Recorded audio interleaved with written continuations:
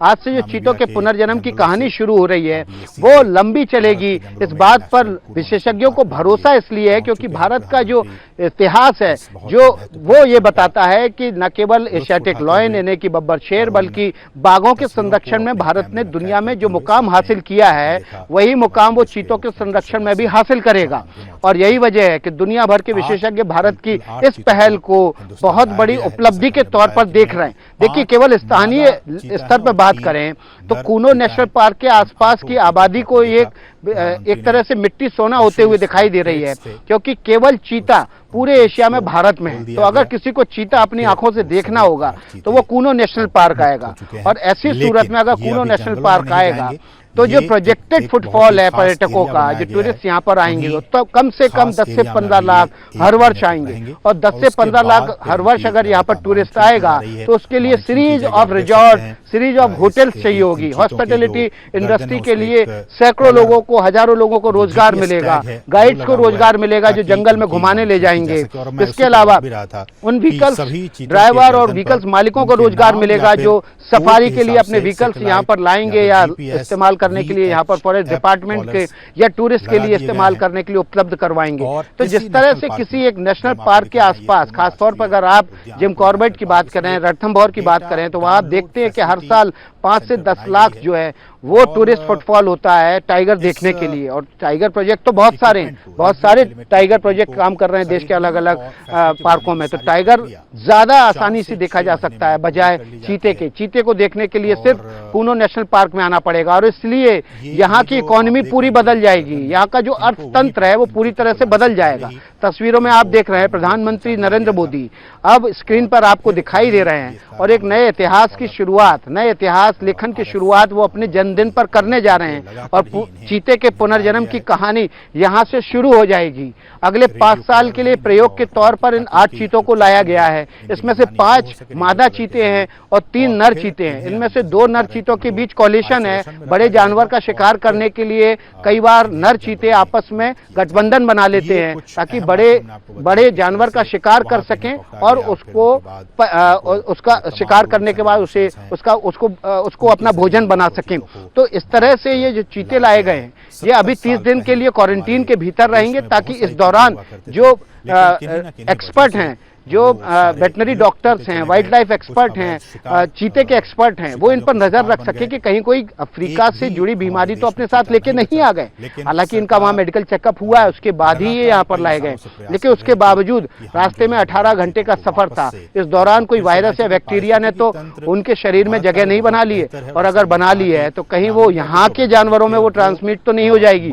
ये एक बड़ा खतरा है। इसलिए सभी को अलग अलग इलाकों में, बाड़े में, छोटे छोटे बाड़ों में 30 दिनों के लिए रखा जाएगा। अगर सभी स्वस्थ रहते हैं तो फिर इनको बड़े बाड़े में छोड़ा जाएगा और वहां पर उन जानवरों को भी छोड़ा जाएगा जिनका ये शिकार करते हैं आमतौर पर, क्योंकि ये बड़ा बाड़ा भी जो 5 से 7 स्क्वायर किलोमीटर का है, ये भी पूरा बाड़बंदी है इसके चारों तरफ। इसमें तार बिछाए गए हैं और ये लोहे की जालियों में डीसी करंट दौड़ रहा है ताकि कोई बाहर से बड़ा जानवर भीतर न प्रवेश कर जाए। खासतौर पर तेंदुए से खतरा है। तेंदुआ जो है वो ऐसा विडालवंशी है जो चीते को मार के खा सकता है या चीते को मार सकता है। तो ऐसी सूरत में उससे सुरक्षा के लिए जब तक ये चीते यहाँ पर मजबूती से अपना घर न बना लें, अपने परिवार का विस्तार न कर लें और एक तरह से अपने घर की निशानदेही न कर लें जिस तरह से तमाम विडालवंशी करते हैं, उसके बाद फिर दूसरे जानवर उस इलाकों में प्रवेश करने से बचते हैं या उस इलाके को अवॉइड करते हैं। तो एक ये बड़ी जो अगले 5 साल के प्रयोग के लिए इस जगह को चुना गया है, उसके पीछे भी बड़ी वजह यह है क्योंकि नामीबिया के अफ्रीका के जो जंगल है वहां पर जिस तरह से बड़े बड़े घास के मैदान होते हैं, और आपने देखा होगा कई वाइल्ड लाइफ चैनल्स पे उन तस्वीरों को कि किलोमीटरों तक के घास के मैदान है, वो सबसे मुफीद होते हैं चीते के लिए, सर्वाइवल के लिए। लेकिन कूनो में भी 3 से 4 स्क्वायर किलोमीटर के बड़े लंबे चौड़े घास के मैदान है जहां पर वो शिकार करते हुए अपने को चोटिल होने से बचा सकते हैं। सबसे ज्यादा खतरा जो है चीते को यही होता है क्योंकि 100 से 120 किलोमीटर प्रति घंटे की रफ्तार वो 8 से 10 सेकंड में हासिल कर लेता है। और ऐसी सूरत में अगर उसके सामने कोई पेड़ आ गया या पेड़ों का कोई झुंड आ गया तो वो अपने को बचाने के लिए रोकते रोकते भी उनसे टकरा जाएगा। चोटिल होने की स्थिति में वो ज्यादा चोट लगने की स्थिति में मर भी सकता है। इसलिए घास के खुले मैदान में ही खुले घास के मैदान में ही चीता जो है वो शिकार करना पसंद करता है ताकि वो अपने आप को चोटिल होने से बचा सके। तस्वीरें आप देख रहे हैं, प्रधानमंत्री नरेंद्र मोदी अब से कुछ देर में उन चीतों को आजाद करने वाले हैं, उन चीतों को कूनो के नेशनल पार्क में छोड़ने वाले हैं, जहां के लिए अगले, और देखिए तस्वीरें, और देखिए चीतों को आजाद कर दिया है। प्रधानमंत्री नरेंद्र मोदी ने लीवर दबाया, उसके बाद बाड़ों में ये चीते आजाद हो गए हैं और अब अगले कुछ घंटे तक वाइल्ड लाइफ एक्सपर्ट इनकी हर गतिविधि पर फिजिकल और रेडियो कॉलर के जरिए नजर रखेंगे। ये वो ऐतिहासिक लम्हा जिसको जीने के लिए, जिसको देखने के लिए पूरी दुनिया की नजर कूनो नेशनल पार्क पर जमी हुई थी। हमारे दर्शकों की नजर, हमारे दर्शकों की नजर जमी हुई थी और एबीपी न्यूज खास तौर पर अकेला न्यूज चैनल है जो ग्राउंड जीरो पर मौजूद है, उन चीतों के नजदीक मौजूद है जहां पर इनको छोड़ा जा रहा है। प्रधानमंत्री नरेंद्र मोदी हमसे कुछ ही दूरी पर मौजूद हैं, चीते हमसे कुछ ही दूरी पर टहल रहे हैं। हमारे साथ देखिए इस वक्त अभिलाष खांडेकर हैं, वाइल्ड लाइफ एक्सपर्ट हैं, उनका रुख कर लेते हैं। अभिलाष जी, ये तस्वीरें जो आप देख रहे होंगे इस वक्त स्क्रीन पे, इन तस्वीरों को जीने के लिए, देखने के लिए लंबे समय से कोशिशें हो रही थी। पिछले 2 साल में ये प्रयास तेज हुए और आज चीते के पुनर्जन्म की कहानी लिखने की शुरुआत कूनो से हो रही है। कहा जाता है कि जो चीतों का जो बहुत बड़ी बात है, आज मध्य प्रदेश के लिए स्वर्णाक्षरों में लिखा जाएगा। ये ऐसा दिन है कि जब मध्य प्रदेश में अफ्रीका से आए हुए चीते आज जंगलों में छोड़ दिए गए हैं। मध्य प्रदेश शासन, वन विभाग, मुख्यमंत्री शिवराज सिंह चौहान और wild life institute of India Dehradun ने मिलकर जो समय समय पर काम किए थे, और डॉक्टर MK रंजीत सिंह जी का नाम मैं लेना चाहूंगा, जिन्होंने टाइगर चीता टास्क फोर्स के लिए बहुत सारा सर्वे और वो करने के बाद में पालपुर कूनो को चुना था। तो आज जब चीते छोड़ दिए गए हैं जंगल में मोदी जी द्वारा, प्रधानमंत्री मोदी भी यहाँ आए हैं, तो निश्चित रूप से वन्य प्राणी संरक्षण के लिए ये बहुत बड़ा दिन है। और टाइगर स्टेट में आज चीतों का प्रवेश निश्चित रूप से वन्य प्राणी संरक्षण के लिए एक बहुत बड़ा कदम साबित होगा। अब देखना यह है कि अगले कुछ महीनों में, कुछ वर्षों में किस तरीके से चीते यहाँ सेटल होते हैं, और जो वर्षों पहले, 70 साल पहले जो चीते हमारे यहाँ से गायब हो गए थे, उनका वापस यहाँ आना और उनका यहाँ पर सेटल होना भी एक बहुत ही क्रूशियल या बहुत ही महत्वपूर्ण वो काम रहेगा, जिसके ऊपर सारे वन्य प्राणी के विशेषज्ञ, वेटरनरी डॉक्टर्स और अफ्रीकन एक्सपर्ट भी उसके ऊपर ध्यान देंगे। तो आज मैं तो ये कहूँगा, वन्य प्राणी, मध्य प्रदेश का वन्य प्राणी बोर्ड का सदस्य के रूप में, कि पिछले 10-15 सालों से जो बहुत तेजी से काम हो रहा था पालपुर कूनो में, उसका आज जिसको कहते हैं अल्टीमेट मोमेंट आज हमने देखा है कि प्राइम मिनिस्टर मोदी जी ने चीते पालपुर कूनो में छोड़ दिए हैं। जी हाँ, बिल्कुल। देखिए अभिलाष खांडेकर जी, ये चंबल रीजन है ना, ये कभी अपने डकैतों के लिए जाना जाता था, फिर चंबल में डॉल्फिन और घड़ियाल सेंचुरी बने हैं, उनके लिए जाने लगा, फिर माधव नेशनल पार्क में टाइगर आए तो टाइगर के लिए भी जाने लगा, लेकिन अब पूरी दुनिया में ये जो रीजन है वो अब चीतों के लिए जाना जाएगा।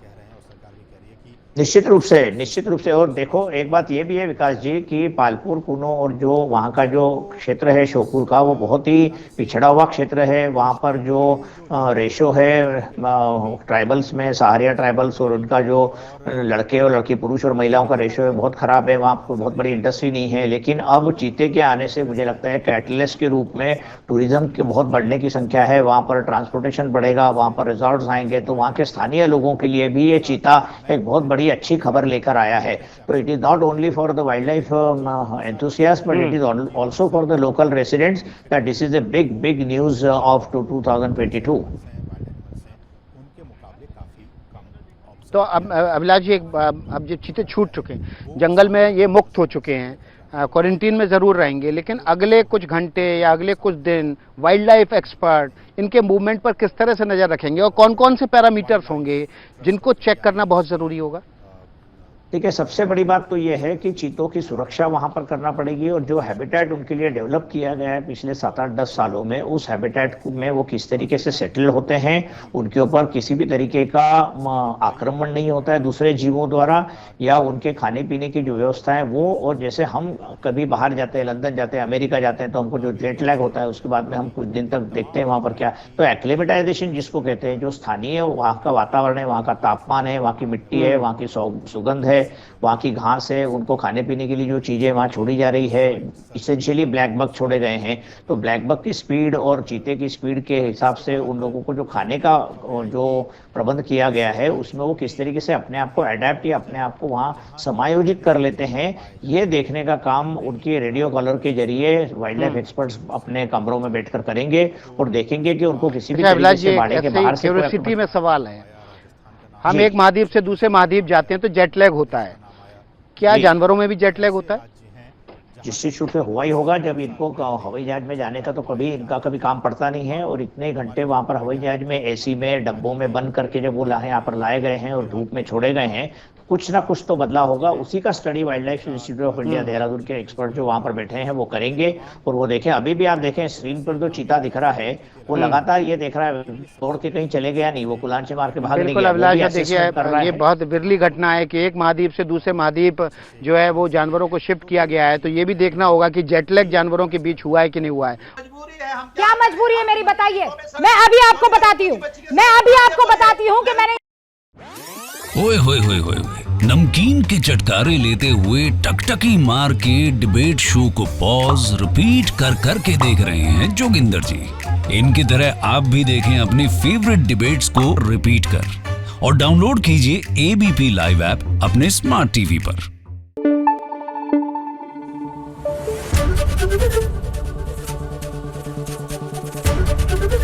एबीपी न्यूज आपको रखे आगे।